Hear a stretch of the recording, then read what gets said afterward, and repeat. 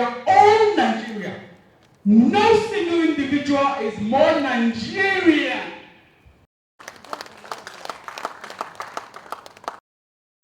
My compound go full with plenty problems, but they don't get money to give me. I want to take the job quick. What I go chop? Na spirit I go chop. No. How? It don't make sense now. This one enter, he can't see something, he can't collect something, he can't collect, he don't feel work again. Before you know, you don't blow one, you don't even think I don't blow another one. Before you think I say no, don't be so that they say, if not be your own, no be your own. See this situation. If not be your own, no be your own. If you like do anyhow, pretend, copy, do what you want to, be your own. You see legitimacy, even if tomorrow then talk something else. If you no get that legitimacy,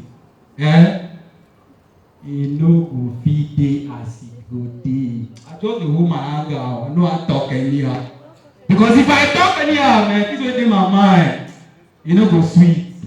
But I wan make una know say, no be joke, I dey joke. Everybody talk I dey serious. No, joke about. I dey very serious.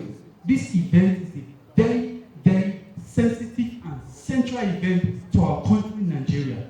Let's take it serious.